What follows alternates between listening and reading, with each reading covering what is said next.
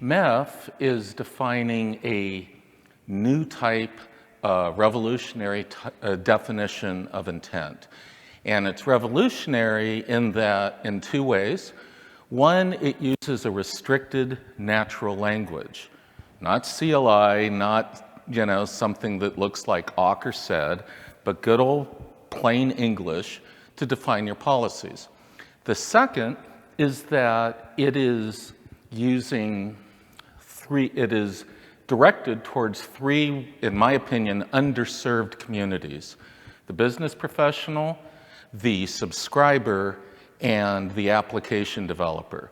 The underlying theory is that none of these community constituencies need or want to understand how networking works, right? So why don't we hide that from them, let them express intent in a way that is simple and natural for them, and then let software do the hard work. How is this done? It's using a combination of models and what are called domain-specific languages. So you heard Karthik talk about the information models and data models that are part of the MEF. A domain-specific language I'll define in a minute, but think of it as a targeted programming environment for a very specific thing. Now, since it's a language, that allows the software more flexibility to translate between something like John Gets Gold service and packet markings or other more detailed expressions that are the same thing. Our current focus is on Allegro and Cantata, and we're going to look at performance and security objectives. And as I said, these domain-specific languages give us an extensibility and flexibility in building these translations. That's my life. And what you see here is complexity, right? Where does it start? Where does it end? Now, techies, like me, tend to focus on the latest and greatest technology implementation. But that's not the real problem. Because if we have the best technical solution that is unaware of the business, then the business is not making money, right? So the real problem here is, how do we capture business rules and business policy and use that to define which services are available for which users at which time? And so think of this as, how do we capture these different user needs? This is a concept that I invented almost 20 years ago when I was at Cisco. The policy continuum, it is independent of the actual number of levels. There has to be two, right, or else it's not very interesting. It could be 3, 5, 20, whatever you need. But the point is that each level models the requirements and language of a specific constituency. So, for example, the business view allows a business professional to talk in terms of SLAs, in terms of profit and loss, or penalties and incentives, right? I'm an ex-CCIE. I do not know of any network device that can say, enable profit, right? So there has to be some type of translation between these high-level and very valid expressions of business policy, all the way down from a technology neutral to a technology specific to a device specific to an implementation point of view. And this is a key concept that's being used in intent. So for the purposes of this presentation, I'm going to give you three definitions. So first, what's interesting about intent? Well, it's using what's technically called a controlled language. Just think of that as a restricted form of English. Second, it is there to allow business and technical abstractions to be defined for different constituencies. We are specifically embracing these different constituencies, the business professional, the subscriber, the application developer, to allow them to express intent. We'll do the hard work of harmonizing that. And then, since it's a language, that facilitates the translation of what is required to how it's implemented. And then for the same low price, we're going, once we install and deploy those policies, they will run and be validated continuously. So if your environment changes, let's say you have a fiber cut and an SLA is threatened, the system will know that. It'll check that that intent policy is still there and trigger notifications to fix it. AI. This is close to my heart. My PhD is in AI. AI is not machine learning, okay? AI is about cognition. So AI is about understanding what new data is available, what's changed in the environment, comprehending that data. What does it mean? Why was it generated? And then comparing that to a grand plan. And if that grand plan is not met, there's either a violation or there's a system that is threatened, or maybe it's just not operating in an optimal manner, then the system will generate what's called a plan, which enumerates a set of alternatives, and then we're able to choose the best alternative for that situation, fix the problem, and continue monitoring. So in that definition, machine learning is just a part of AI that enables a system to learn from acquired data and operate more efficiently. So what's new here? What's new is what you see in the red, the use of a restricted language and the translation. This, I'm sure you're all familiar with, the standard description of what an LSO architecture looks like. And just to remind us, for this part of the project, we are focused on enabling the business professional, let me switch to English, subscriber and application developer using Cantata and Allegro. So the roadmap for this has been, if you go back to previous MEF member meetings, you'll see this has been formed over several years. Right now we have static APIs with well-defined MEF payloads, and those are great, right? You have to start somewhere. But what if the environment changes in a way that you didn't anticipate? So what we're moving to, and what's the subject of this presentation, is what I call intelligent interfaces. So how do we make our APIs more dynamic so that we don't have to stop, recompile, redeploy? How can we adjust to these contextual changes at runtime? I'll talk about the final step, which is going from an intelligent interface to an intelligent system at the end, but let's focus on this because that's a pretty big step. So this is a high-level functional overview of what the system looks like.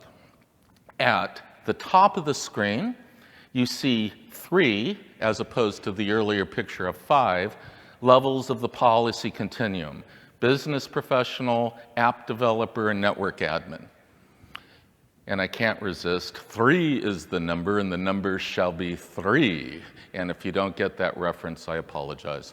What you have here are 3 different grammars.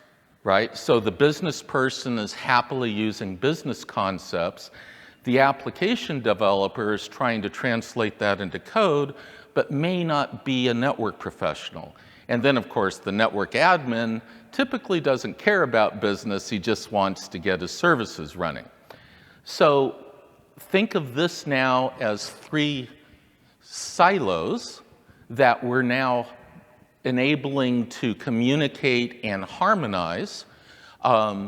So think of this as these 3 grammars as 3 dialects of a single universal language, an Esperanto, if you will. And we can output either a lower level of intent, something that's more specific. We could output a legato API. We could output a number of things. So how it works. Currently, what we have is pretty much a waterfall model. You hire some really smart people, they define policies, and they do a good job, but it's impossible for anyone to anticipate every single situation. And in addition to that, we've made this problem a lot harder because we're trying to introduce flexibility for different types of users to express policy. And typically, you've got some limited areas to provide feedback, but it's hard to build a closed-loop system. Now, if we compare that to what we're envisioning, the first thing we do is, of course, we build a closed-loop system. It's model-driven and AI-based, and it can have multiple loops. And you'll see why in a minute. So, second difference. In this project, we're focused on the user, and so we're going to encourage policies to be defined based on business need. In the current approach, they're typically defined from a network admin point of view. So once those policies are defined, then they get translated, compiled, and then we remove conflicts. So, simple example, John gets gold service, FTP gets bronze service. What happens if John sends FTP, right? So conflicts like that are removed. And note that both of those policies by themselves are perfectly okay. But when you put them together, that's where you have the problem. So this is all about semantics, which is why we need some AI. Once the conflicts are removed, we then check and see if there's any other policies, remove their conflicts, and then optionally, see this green loop, we will do this again. So you can have John gets gold service translated to a technology-independent architecture, translated to class of service packet markings, et cetera, et cetera, et cetera. Once we're ready to deploy, then what we do is, since this system knows intimately what the policy is, it builds telemetry policies. And why do we do that? Well, in order to ensure that it's continuously monitored, we better know what control points to check and what data to check for in those control points. So we build the telemetry policies, which allows us to analyze results. If we detect a problem, we enumerate the alternatives, choose the best one, recommend changes, and then we keep going. So it's loops within loops. So a DSL, and you'll be able to download these, so don't panic. So examples of DSLs, right? HTML, everyone knows that. SQL, right? Structured query language. They work because they have a tight, formal definition of what that language is. A DSL is not a general purpose programming language. It was built to do one thing. So as a stark example, the best chess playing algorithms out there can't do checkers, even though checkers is a lot simpler. So our DSL is differentiated because it knows what can be done at which API, or interface reference point if you wish, and it also comes with a handy-dandy library of MEF objects. I could use Java or Python or other high-level languages to build intent, but they don't come with libraries that tell me what a MEF uni is or what an SD-WAN virtual connection is. The MEF DSLs do because they're built on our models. And we can use that to specify solutions on the DSLs, or we can use the DSLs to translate to another language, JSON, Yang, etc., or even embed API calls within a programming language. So, put to a picture, we start with the network admin loading some policies, and then the IBN module examines those and extracts key concepts. Those key concepts are defined by our models. So now, over Cantata, assume that the user enters Skype for business performance as mission critical for all sites. Okay, I think everyone can understand that in the audience. Question is, can the computer understand that? So what the first step is we examine that for ambiguity, and indeed there is some. Is it Skype noun for preposition business noun performance noun, or is Skype for business all one noun? And of course it's the latter, right? It's a type of application. And so if needed, we will rewrite that to an unambiguous form, check back with the user to make sure that our intent is what we're intended. Sorry, I couldn't resist that, too much coffee in the morning. And when the user says, yes, it is, then that continues down the tool chain. And now we use a number of algorithms to match what's important in this API or policy to what we already have, and then we program the LSO stack. So for example, we took this simple statement with pretty much no technical terms, and we translated it into a 5-tuple with additional metadata that gives us specific restrictions on some of the media performance. So, as I said, we check to make sure that the system, that the intent is unambiguous. The point is not to give the user a grammatical lesson. The point is to help the user. I'm going to skip the mechanics of this, but just look, this first, by the way, this is what's called a parse tree, which means that it actually exists in software. This is a screenshot of that. So this isn't just, you know, a PhD dissertation. This is actual software. It's not done, but it does exist. So if you look at this, you see Skype for business performance. If we click, it gets rewritten. You see the parse tree, the yellow oval now goes a little bit farther, and that's because we inserted quotes so that the parser would know that Skype for business is an actual type of application. Now the next problem is performance, so we rewrite that again to requires mission critical performance, and there you have it. So this is an example of what the IBM compiler is doing now. This is another example. This is security as a service for SD-WAN. And what about applicable work? Well, there's a lot. There are So I'm just going to let that go, and then doom.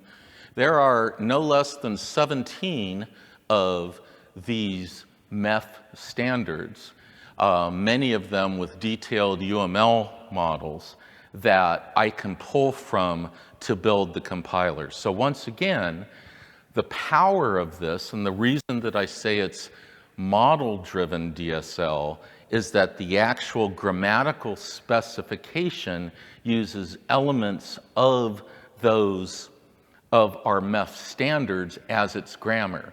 So think of classes as nouns and relationships as verbs, right? That's a simple example. So let's talk about the future. So what we're doing is we're going from an intelligent interface to an intelligent system, okay? And we're going to assume a model-driven environment. So this is an outer loop, and let's assume that each of these 6 boxes are built for a specific context. So let's say I have a vertical handover. I'm going from a wireline environment to a cellular environment. Well, I do all of these 6 things, but they're very, very different now, right? Because cellular's quite different in its implementation than wireless. And so the outer loop is invoked when I have a large context change like that. The inner loop, which is about to magically appear, is then invoked once the outer loop is stable. This is where I can use AI to start optimizing the system, protecting my goals, avoiding SLA violations, etc. If we then switched back to a wireline system, well, then we'd shut down the inner loop and we would instead build a new outer loop, get that stable, and then repeat. So that is it for me.